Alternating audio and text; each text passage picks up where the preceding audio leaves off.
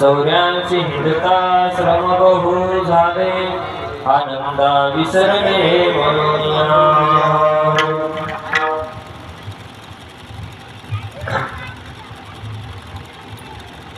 या ठिकाणी अखंड दत्तनाम सप्ताह व बाळकिल्ला ग्रंथाचे पारायण मौजे जवळ या ठिकाणी सर्व गावकऱ्यांच्या सर्व भक्तांच्या वतीने पार पडत आहे. म्हणून हे जे आपण सप्ताह करतो, कार्यक्रम करतो,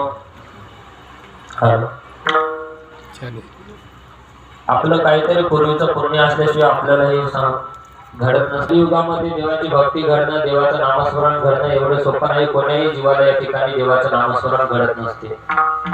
कारण एके ठिकाणी म्हणलेलंच आहे बाबूजी पाटलानं, पूर्वीची पुण्याई आली फळाला, म्हणून मानव देह मिळाला तुम्हाला, करुणी घ्या रे सार्थक, गमावू नका व्यर्थ, करुणी करुणी पहावा विचार.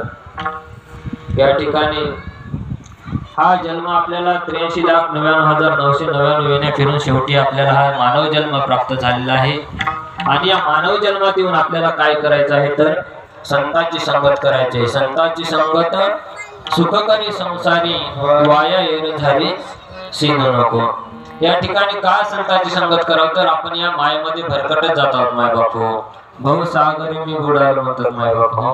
त्या ठिकाणी या मोहमायेत भरकटत आपण जात आहोत. या मोहमायेमध्ये आपण आपला जीव हा पडलेला आहे. त्या मोहमायेमध्ये आपल्याला त्या देवाची आठवण होत नाही. एके ठिकाणी म्हणतात बाळपणी खेळण्याचा ध्यास, नाही आठव तुझ्या नामास, तारुण्यात गाऊन मत नाही तुझी परवा, गुरुदेवा मला न्यावे तुमच्या गावा. ज्या भक्ताला खरंच देवाचं नामस्मरण करून घ्यायचं आहे, जीवाचं सार्थक करून घ्यायचं आहे, ते भक्त नेहमी त्या देवाच्या अखंड श्रद्धेनं अखंड भावनेने त्या ठिकाणी नामस्मरण करत असतो. आताच काल रामनवमी होऊन गेली माय बाबा, राम जयंती.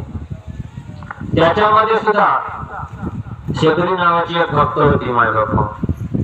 खूप रामाची भक्ती करायची, खूप अखंड गेलेलं होतं. त्याच्यामुळं देव माणसाला ओळखू येतो, पण तसेच माणसाची श्रद्धा भाव भक्ती त्या ठिकाणी लागते, तेव्हा देव ओळखू येतो.